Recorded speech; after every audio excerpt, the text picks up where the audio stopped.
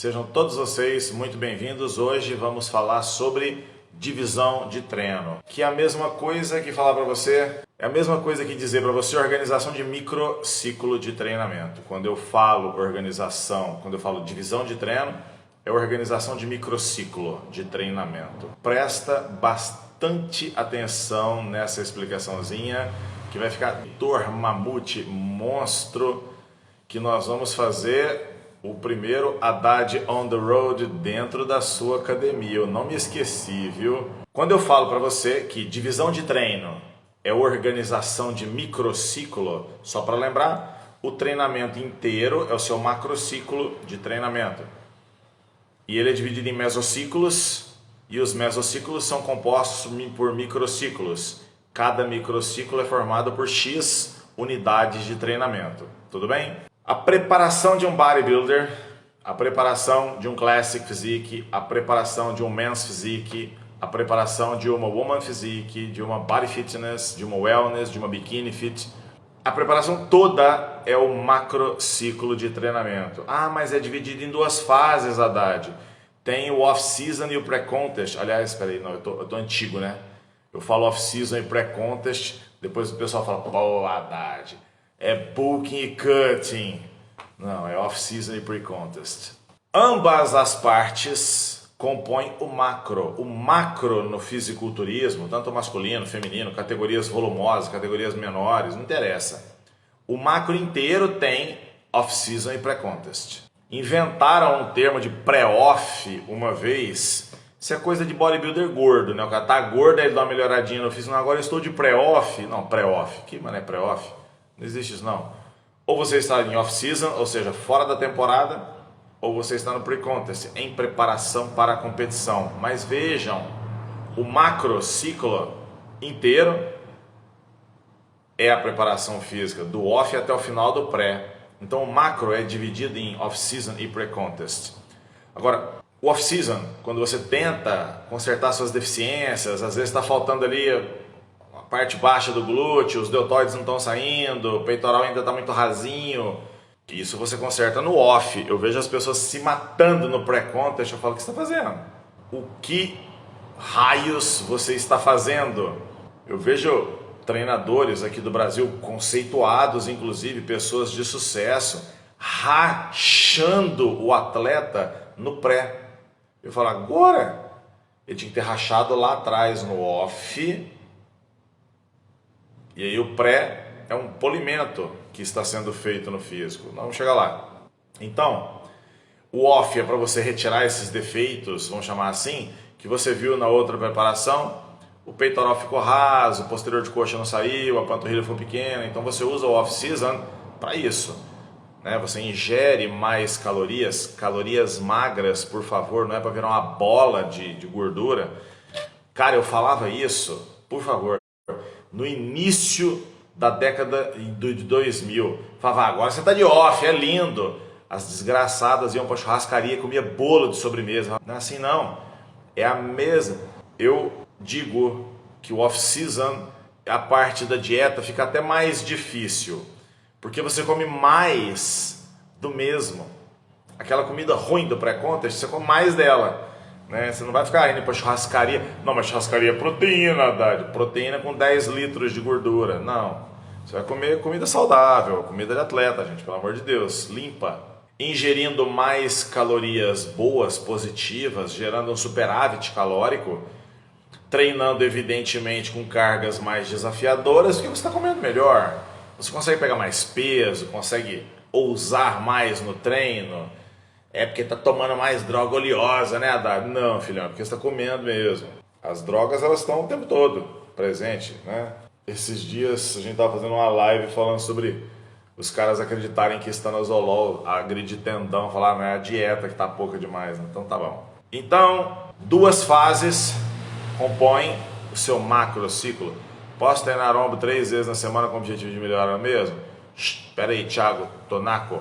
Vamos chegar nisso, na divisão do treino, e aí você vai ver como é que vai fazer sentido na sua cabeça. Você nunca mais vai errar isso. Ele é dividido em mesociclos. Se o seu atleta entrou no off com pouca força, você vai ter que fazer um mesociclo de força.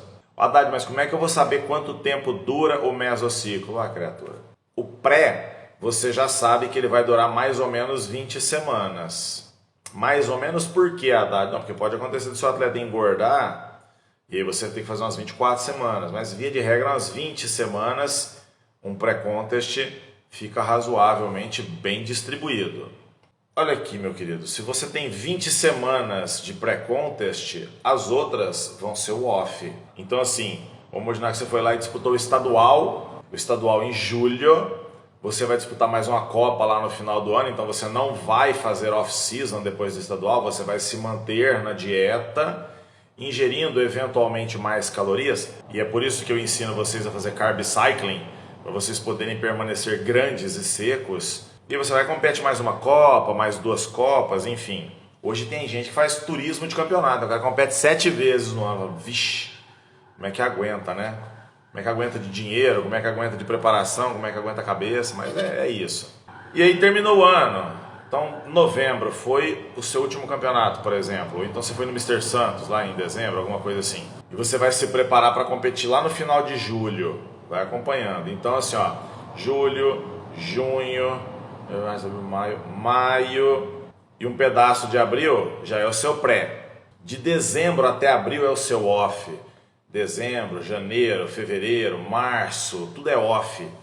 Você vai ter tempo para tentar corrigir defeitos, tempo para ganhar muita força, porque quanto mais forte você ficar no off-season, mais duro você vai treinar no período de dieta.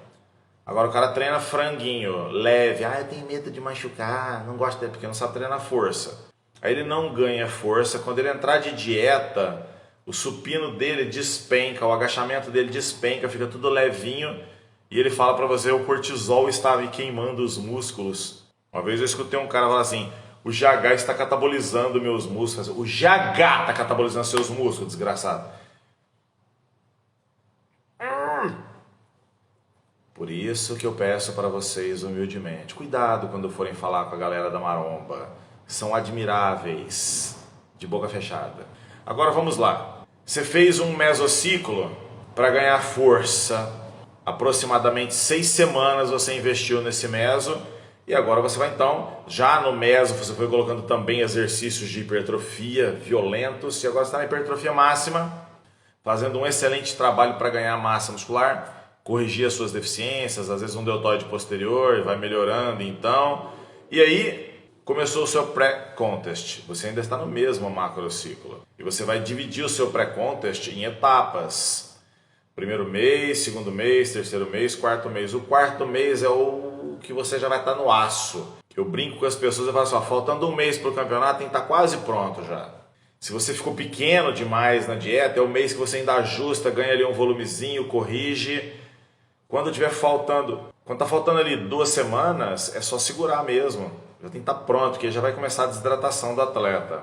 Ok? Muito bem. Haddad, a live chama divisão de treino e você está explicando macrociclo de treinamento. É porque senão você não entende como é que divide um treino.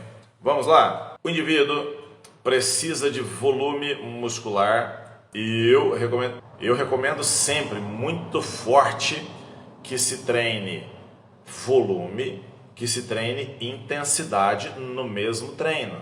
Mais estímulos, mais exercícios, estou falando evidentemente para pessoas avançadas. Para você fazer isso, meu amigo, você não vai querer descansar 48 horas, 72 horas. O óbvio é que você vai descansar o seu físico, eu não estou falando recuperar, eu estou falando descansar o resto da semana. Então, se você foi lá e colocou 5, 6 exercícios de peito, fazendo de 4 a 5 séries, sabendo que nas 2 últimas você falhou, usou método intensificador, no dia seguinte se encostar no seu peito, você briga até com a 5ª geração da pessoa, em 48 horas você recupera o glicogênio muscular. Mas os tecidos do peitoral e os tendões vão demorar pra caramba para se recuperarem. Então, o peito mesmo, ele vai ser exigido só na outra semana, no próximo treino. Mas entenda, quando você faz costas, se você estiver fazendo puxadas força o peitoral pra caramba, ele é sinergista. Remadas, ele é antagonista, puxadas, ele é sinergista. Então não é que você está deixando de estimular o peito, ele continua sendo estimulado ali de uma maneira muito terciária, não é nem secundária. Tudo bem até aqui? Agora entenda, é recomendável que depois de um treino pesado de alguma parte do membro superior, por exemplo, peito ou costas, que você deixa seu ombro se recuperar. Eu faço com todo mundo há pelo menos 25 anos. Treina peito num dia ou costas, no dia seguinte é coxa. Isso aí é religioso, meu, deixa o ombro do cara descansado. No outro dia é que vai entrar costas. Então, por exemplo, ele fez peito na segunda, coxa na terça, dorsal na quarta. Entenda, se na terça-feira, na unidade de treinamento deste microciclo, você agachou, você fez stiff, você fez terra na terça. Na quarta-feira, queridão, quando você for treinar dorsais, não acho uma boa ideia você fazer remada curvado. Não é legal você ir lá e botar 50 kg de cada lado na barra e fazer remada curvado depois de ter feito agachamento com 200 kg na terça, levantamento terra com 180 kg. Não é boa ideia. O Christian, você já viu que isso aí dá ruim, né, Christian? A gente vai lá e força demais as costas durante o treino de pernas e quer treinar remada no dia seguinte. Fez errado. O Haddad, então eu não vou remar no dia seguinte? Vai, ué. Tem remada com peito apoiado, remada cavalinho, remo no cabo, tem remada unilateral com dumbbells. Tem jeitos de você fazer remada. Aqui no meu estúdio, eu tenho todas as máquinas de dorsal. Então, se você falar para mim que minha lombar tá dolorida, vamos treinar outra coisa hoje, eu falo, não, você vai treinar costas. Todas elas têm apoio de peito. Do jeito que você quiser, você treina. Tem remada alta, tem puxada supinada, tem tudo. Vamos imaginar que você está numa academia convencional que tem cabo de aço, tem pulley e tem remada, ok, velho. Você tem a remada unilateral, que não força a sua lombar, dá para você fazer. Acontece que, se você agachou na terça, não precisa você fazer um trabalho que força a sua lombar na quarta. Sabendo que no próximo treino, nem precisa de tanto agachamento. Você pode fazer um excelente trabalho de hack e leg presses. E essa é uma recomendação minha. Agachamento não é toda semana. É um treino sim, um treino não. Mestre, o senhor fala muito do seu livro para profissionais de educação física e para avançados amantes do esporte. Hugo, isso acontece? É que o meu livro é um livro didático, ele ensina a pessoa a prescrever exercício, desde o iniciante até o avançado. Por isso é que eu falo dele para profissionais, para estudante, mas tem muita informação lá que é aplicada a todas as pessoas, evidentemente, claro. Eu ainda quero sentar e escrever um livro para nós que amamos o esporte, entende? Escrever sobre bodybuilding e não sobre prescrição. Porque o que eu fiz foi descrever a musculação como uma prescrição médica. O iniciante ele tem que fazer pim, pim, pim. O intermediário é assim, assim, assim. Depois ele tem que fazer isso, isso, isso. Entende? Então é bem assim. Para pessoas, Haddad, eu não entendo nada de musculação, porque você não leu o meu livro. Se você ler em qualquer academia do mundo que você for trabalhar, você vai dar um show. O livro foi feito para isso, né? Para ensinar musculação para quem precisa aprender. Agora nós que somos apaixonados por musculação, a gente curte a enciclopédia do Arnold, essas coisas, né? Eu ainda vou escrever um livro assim, falando do meu amor pelo bodybuilding e o que ele fez. Siga esse modelo para descansar a articulação. Isso aí, ó, para ir descansando a articulação, exatamente. Agora entenda, caiu lá o peito na segunda, eu estou só explicando, gente, podia ser dorsal, enfim. Caiu o peito na segunda, perna, coxas na terça, dorsal na quarta, ok? Se foi um treino de remadas muito pesadas, na quinta-feira você tem duas opções para treinar. Você pode escolher treinar ombro ou você pode escolher treinar braço. Não faz diferença nenhuma. A lógica é a seguinte, presta atenção. Se foi um treino de remadas, seus ombros estão menos, entre aspas, agredidos do que se você tivesse feito um treino de puxadas. Seus bíceps estão menos agredidos do que se você tivesse feito um treino de puxadas. Remar cansa menos o seu tríceps e os seus ombros do que puxar. Acompanhe esse, pelo amor de Deus, acompanhe o raciocínio. Se você tiver com dificuldade, vai tomando nota, segunda, terça, quarta, quinta. Vai tomando nota para você errar menos isso. Todo mundo erra, todo mundo erra. É para a gente errar menos e quando acertarmos com excelência. Caiu segunda-feira, tô repetindo toda hora, gente, não é para ficar chato não. Tô repetindo toda hora porque eu sei que tem algumas pessoas aí que ainda é de ficha, demora para completar a ligação.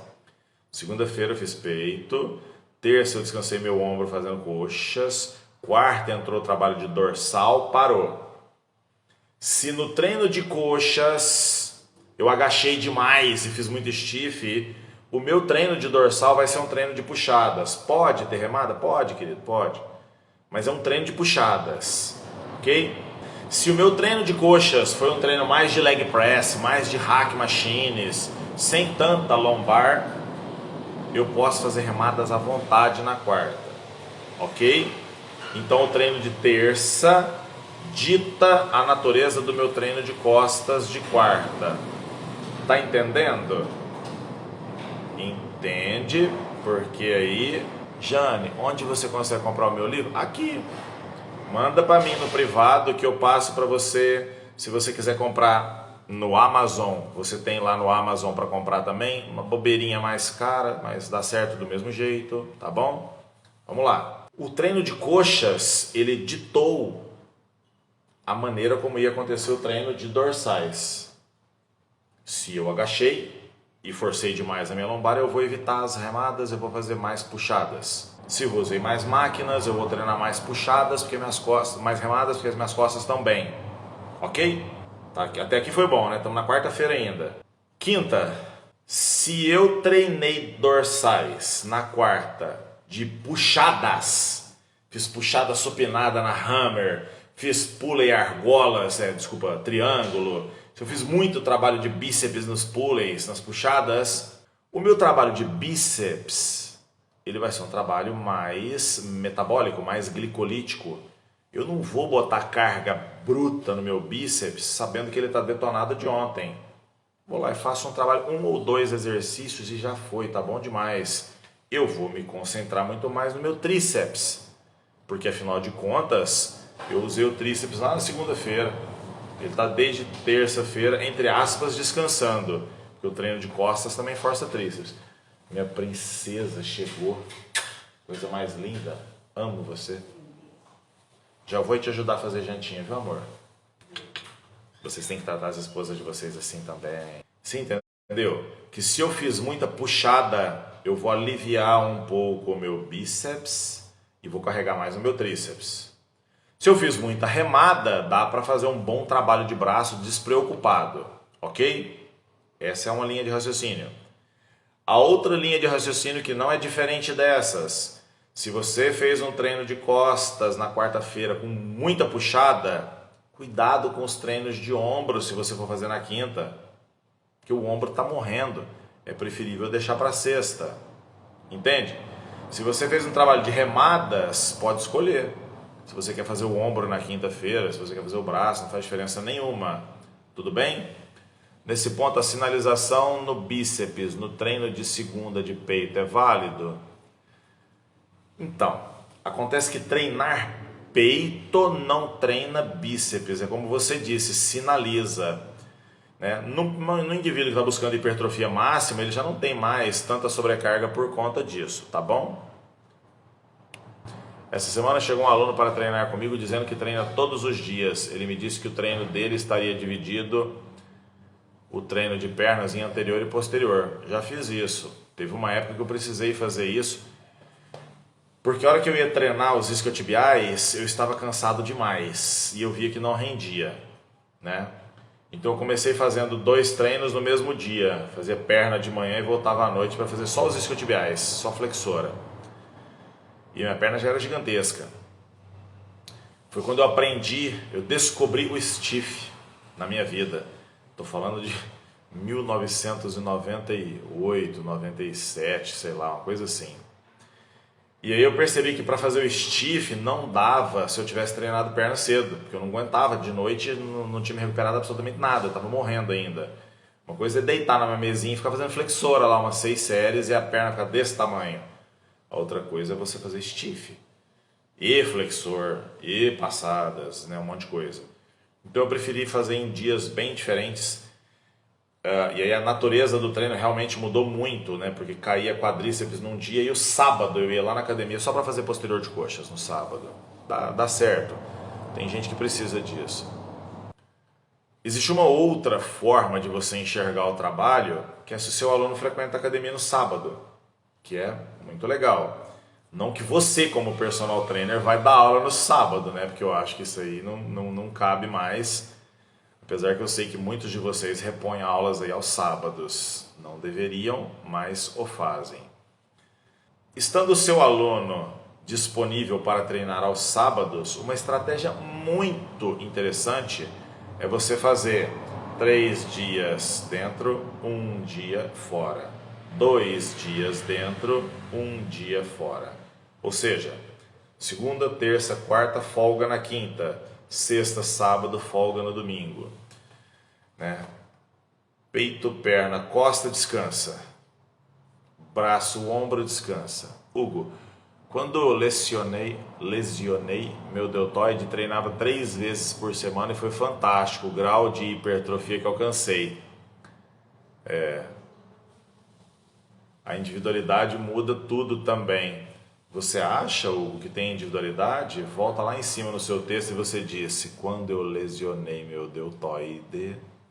Ele não lesionou porque você fez loucura, amigão. Ele lesionou porque você não descansava. Presta atenção nas suas palavras aí, que é isso que aconteceu. Treinou 3 vezes por semana. Não era um estímulo máximo, senão você não treinava 2 dias depois, mas era um estímulo bom, evidentemente, tanto que cresceu. Mas e os tendões? Que hora que ele vai recuperar?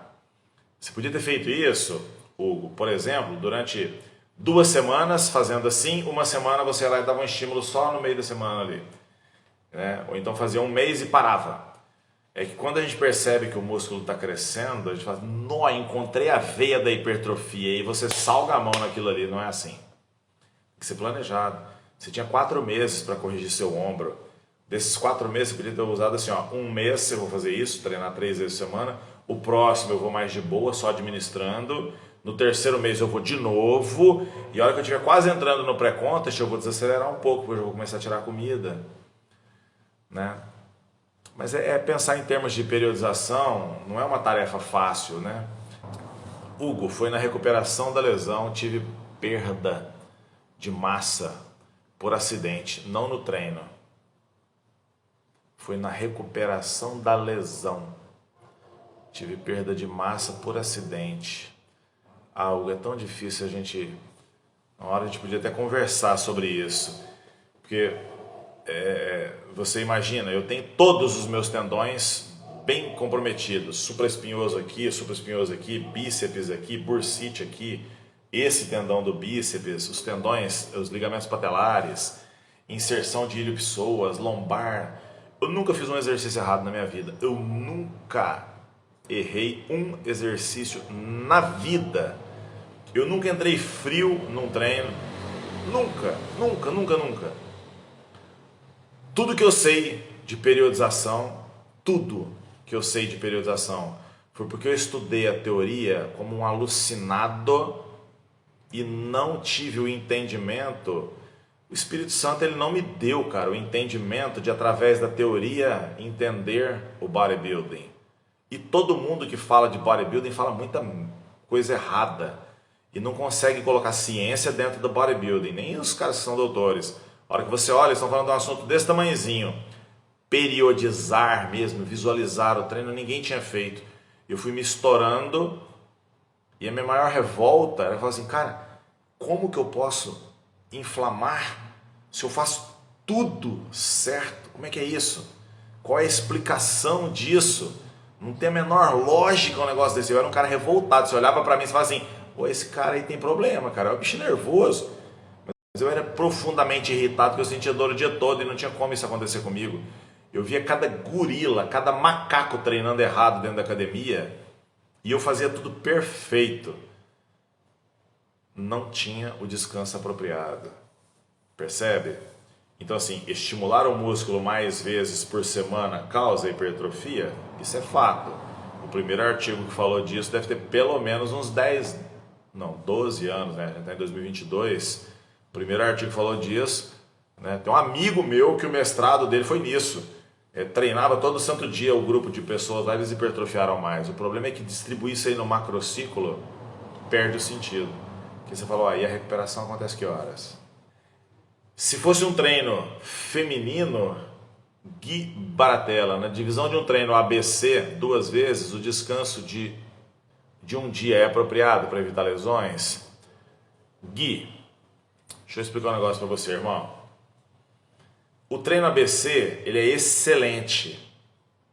Ele dá estímulo de 2 vezes na semana para o mesmo músculo, então ele é tão eficiente quanto o treino que o Hugo falou agora há pouco de 3 vezes por semana. Show! Quando que o treino ABC começa a dar errado? Quando a sua força exacerba, e ela vai exacerbar, porque esse treino aumenta a força. Treinar 2 vezes te dá muita coordenação neural, neuromotora, e você ganha muita força, e as cargas aumentam. E você ganha força, e as cargas aumentam. E chega uma hora que cai no que eu disse no início do nosso bate-papo. O músculo, o ventre se recupera, porque ele é altamente vascularizado, o glicogênio entra e você está bom. Os tecidos proteicos é que não se recuperam, porque a síntese proteica demora muito mais dias para acontecer. E aí você tem tendão, que demora pra caramba para se recuperar, fáscias, tecidos passivos, é muita coisa. Então assim, o ABC é fantástico, mas a hora que as cargas começam a ficar desafiadoras, e como é que eu sei isso, Haddad? É fácil. O indivíduo fez perna na segunda, vai cair perna na quinta. Se na quinta-feira ele não consegue reproduzir o treino de segunda, você já sabe, cara. O treino de segunda foi tão bom que não dá para treinar na quinta, vai treinar na sexta ou no sábado, já não é mais ABC, já virou um ABCD. Entende? E se por acaso ele consegue reproduzir sempre o mesmo treino, é porque ele está amarrando o treino. Ele nunca está fazendo um treino máximo. É legal, né? Quando a gente para pensar nessas coisas. Vamos lá então. Num treino feminino, eu vejo muitos professores passando exercícios de bíceps para mulheres. E aí eu olho e falo assim, por que ela não treina costas mais pesado? Treinador Stênio, com anabolizantes conseguimos recuperar mais rápido? Mais ou menos, Stênio. Recupera mais rápido, mas pensa, tendão não é responsivo desse tanto assim pros anabolizantes. Apesar de sabermos que cavalos, não eu, cavalo de verdade, o equino, quando ele passa por cirurgia de tendão, o que dá para ele é estano. O que o pessoal acha inocentemente que agride tendões, na verdade trata tendão. O que agride tendão é ele mais a dieta, né? Então assim, o anabolizante ele é muito bom para recuperação, é muito bom para recuperação. Só que você tem que entender que você tem um cara agora extremamente forte. Não é uma pessoa que agacha com 30 de cada lado, é um cara que põe 100 de cada lado. Então mesmo recuperando pra caramba, ainda assim você tem que pensar e dar mais tempo para o cara se recuperar, né? Eu sou extremamente favorável aos treinos ondulatórios. Aprendi isso lendo os textos do Aaron Baker. Nos anos 90 ele falava, ele faz um treino pesado, 2 treinos leves. Um treino pesado, 2 treinos leves. E se você vier aqui no estúdio treinar comigo, estão todos convidados, você vai observar que um treino eu uso pesos livres moderadamente pesados. Um treino de máquinas articuladas absurdamente pesado e um treino de cabo de aço leve. Não é fácil, né? Mas entenda, o que a gente procura fazer é organizar o treinamento de maneira a maximizar a sua recuperação.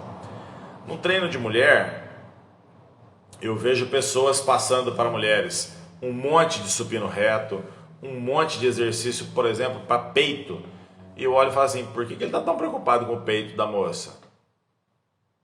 Nem aparece, a mama fica na frente, né?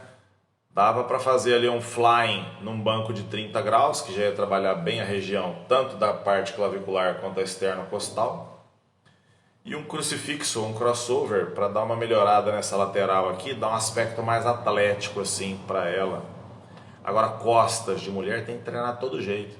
Todo santo remada, puxada para marcar bem, ficar bonito, criar um aspecto de cintura. Não entendeu? Vai lá no feed. A aula de segunda-feira passada, desculpa, quarta-feira passada foi sobre dorsais. E aí você vai entender como é que é essa história aí. Agora vejam. Se a menina treina costas sério, o bíceps dela fica bom. Guarda, você está dizendo que quem treina costas não precisa treinar bíceps igual o doutor... Não, eu não estou dizendo isso. Eu estou dizendo que para o bíceps de uma mulher, não tem necessidade dela fazer um monte de exercícios para o bíceps. É diferente do bíceps de um homem. O bíceps de um homem, na hora que ele puxa assim, tem que virar uma bobagem no meio do braço. E todo mundo leva assim, pelo amor de Deus, não olha para a mulher do cara, não. Aí deu rock. Agora a mulher, ela vai amarrar o cabelo aqui assim, ó. Que vai ter uma bolota aqui no braço dela. Só se ela for uma... fica bonito. Agora a menina tá lá na academia, treinando para ficar bonitinha e tudo mais, e vai lá e bota uma chulapa de braço nela, né? Não faz sentido. Agora o tríceps já vale a pena estimular. Então, por exemplo, eu gosto muito, Leandro, se a menina treina costas sério, o bíceps fica bom. É, ué. E se a menina treina costas sério, depois de 1 ou 2 anos de academia, ela consegue fazer barra. Já simplifica o treino dela demais, já tira um monte de máquina, só que ela faz barra. Já vamos conversar direito, né?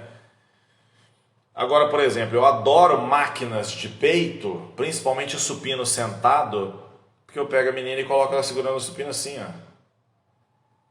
Pegada fechada, usa demais o tríceps. Ela ganha força de peito, não ganha muito volume de peito, mas ela ganha força, e força é sempre importante. E quase arrebenta o tríceps de tanto fazer força. Fantástico. Karine, Haddad, para quem toma remédio de pressão e o batimento é baixo durante a execução da atividade, melhor começar com aquecimento para aumentar a frequência cardíaca? Se a pessoa toma remédio para pressão da natureza dos digitálicos ou dos... Na verdade, se está tendo diminuição da frequência cardíaca, né, já é da natureza específica de não ser dos vasodilatadores, me fugiu aqui o nome, mas enfim, você aquecer ou não se aquecer não é para aumentar a frequência cardíaca, porque a frequência cardíaca aumentada na musculação representa nada para você, porque a musculação ela é de fato anaeróbica, então não interessa a frequência cardíaca sua. Vamos raciocinar ao contrário, Karine. Se aumentar demais a frequência cardíaca sua durante a execução da série, não faz diferença nenhuma. Por quê? Porque dura muito pouco tempo. Uma série perfeita de musculação, ela dura de 25 até 40 segundos. Ninguém vai infartar desse jeito. Saiba que ninguém nunca infartou. Pessoas saudáveis nunca chegaram a esse ponto fazendo musculação, mas já morreu um monte de gente na São Silvestre correndo. O duplo produto, que é o produto da frequência cardíaca pela pressão arterial sistólica, é alto na corrida, é alto na escadaria, mas ele não é alto na musculação. Entende? Porque a pressão sistólica sobe muito, mas a frequência cardíaca não sobe tanto. Então, para o seu coração, a musculação não é um desafio. A não ser uns treinos de perna que não faz o menor sentido. O cara manda você descansar 30 segundos num treino de perna achando que é isso que vai gerar hipertrofia, tá? Agora, por que você deve aquecer? Você deve aquecer por causa de uma sinalização simpática, por causa de vasodilatação periférica e por conta das suas articulações, não por causa do seu coração.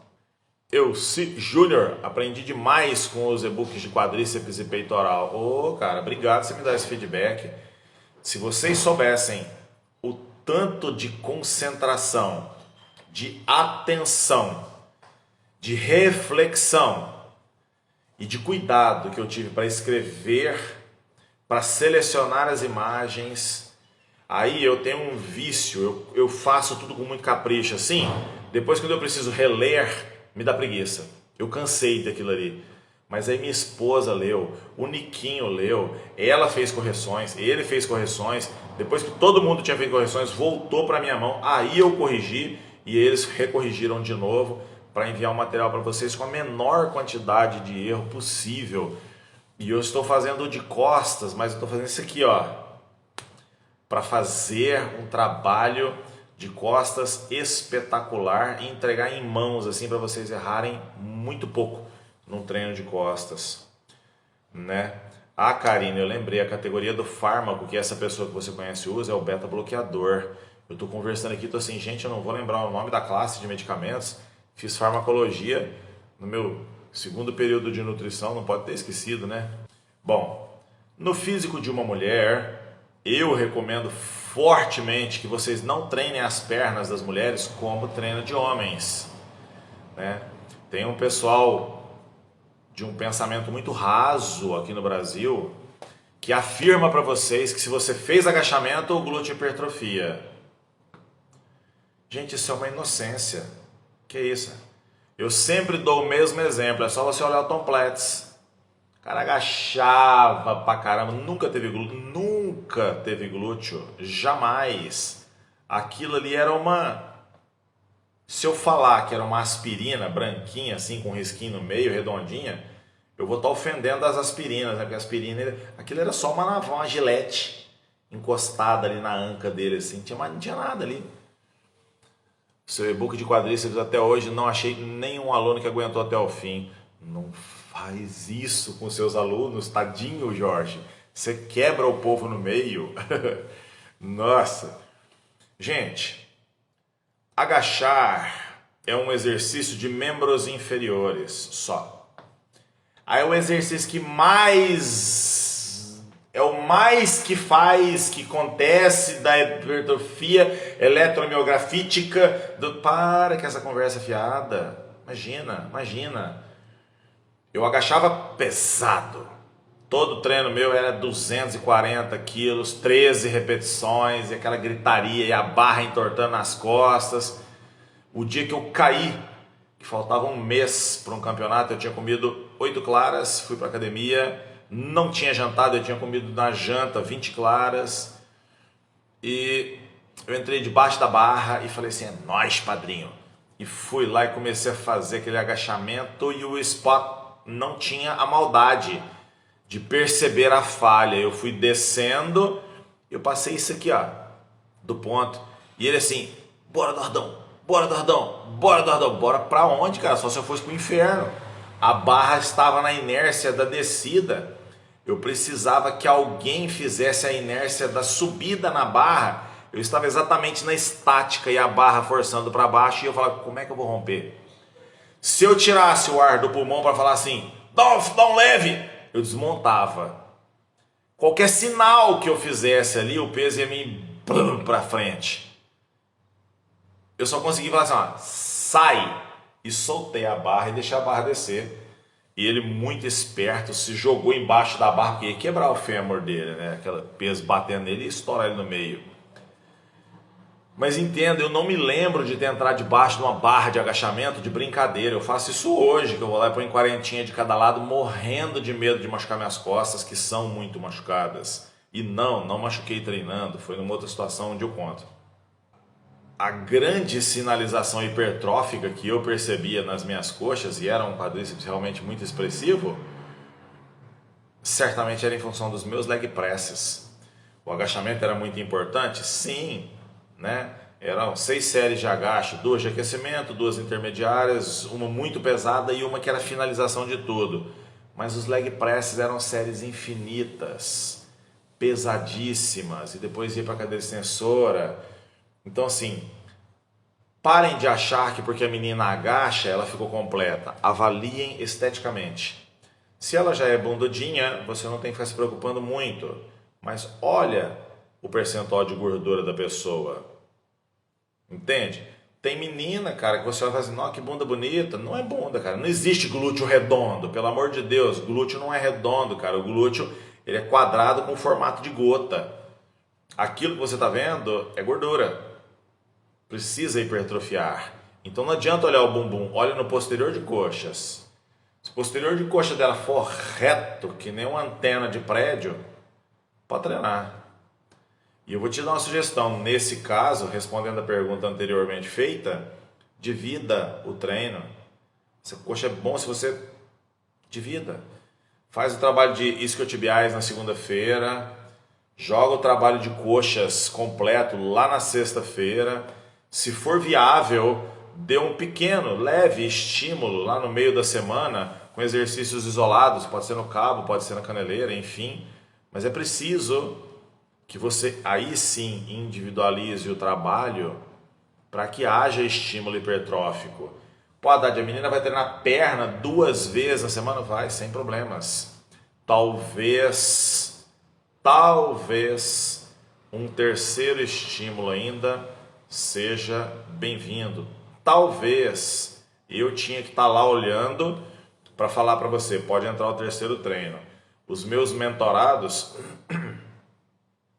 eles mandam a planilha de treino que ele montou para os alunos, eles mandam os vídeos para mim, eu olho o aluno dele no vídeo e olho ele no treino também. O que ele estava fazendo enquanto o aluno estava lá se estrepando? E aí eu converso com ele, dou a mentoria para ele do que ele vai fazer no treino com o aluno dele. É assim que funciona os meus mentorados, né? É como se eu estivesse lá dando uma força no trabalho. Isso ajuda um pouco? Ajuda. Eu diria que ajuda até bastante, né? Porque são 2 professores treinando a mesma pessoa. Então isso é muito legal, tá? Então a menina, ela pode sim ter 2, mas são estímulos de natureza diferente. Ah, Haddad, mas quando treina quadríceps já pega glúteo. Ah, Haddad, mas quando treina posterior de coxa já pega glúteo. Pega glúteo, você está querendo me dizer que treinou o glúteo? Ficou dolorido o glúteo? Incapacitada de sentar? Ela treinou o glúteo fazendo agachamento? Foi, Haddad. Ok, então tudo bem. Não, Haddad, eu estou dizendo que é eletromiografia, então cala a boca. Não precisa continuar. Porque, meu filho, se você colocasse um eletrodo no masseter, na hora que a pessoa está agachando, você ia falar para mim, ó, vai hipertrofiar masseter. Se você colocasse o eletrodo no... ia falar que ia hipertrofiar o seu também, porque tudo contrai quando você agacha, o gênio. Então tem sinal mioelétrico em tudo. Mas contrair é treinar? Só pensa nisso por agora. Então, por favor, não é porque a pessoa agachou numa segunda-feira que ela não pode fazer outros exercícios ao longo da semana. Diferente de você olhar para mim e falar assim, Haddad, é verdade que teve um artigo que mostrou que o exercício que mais trabalha a lombar é o agachamento? E eu te digo, foi mostrado isso. Então, Haddad, mas treinou a lombar? Nesse caso, sim. Porque a atividade foi absurdamente elevada. E no dia seguinte de uma sessão de agachamentos, todos vocês aí são jovens, fazem exercício, você já percebeu que você tem limitação de movimento, é difícil até amarrar o cadarço, porque a flexão do tronco está comprometida, sua lombar de fato teve microtraumas e está precisando de tempo para recuperar. Não é só recuperar glicogênio muscular, agora é recuperar os tecidos moles. Recuperar então o tecido proteico. É colocar colágeno no tecido fibroso, é colocar quitina, miosina, desmina, sementina e tantas outras de novo dentro do sarcoplasma. Isso leva tempo, querido. Percebe então que é diferente a pessoa falar assim, ah, porque agachou não precisa treinar o glúteo. Precisa. Se você analisar o físico da pessoa já experiente e perceber que o glúteo não está tendo bom estímulo, então estimule. Uma outra coisa que você precisa entender, e aqui não é uma questão de metodologia de treinamento, mas é uma questão de cinesiologia, é que no agachamento, seu glúteo faz força com as fibras no final da excêntrica, logo o músculo está alongado. Numa caneleira ou numa elevação de pelve, o ponto de maior torque, o glúteo, está encurtado ao final da sua concêntrica. Poxa, será que não é legal você explorar as duas fases? Percebe a linha de raciocínio? Então, hoje era para falar para vocês sobre divisão de treino numa visão muito mais ampla, enxergando o macrociclo, os mesos, cada microciclo e cada unidade de treinamento, para você saber como pensar na hora do off-season e na hora do pre-contest. Beleza? Meus queridos, fiquem com Deus e um par de dumbbells. Os que estiverem interessados no livro, me chama no privado que a gente manda para vocês. Beijo no coração.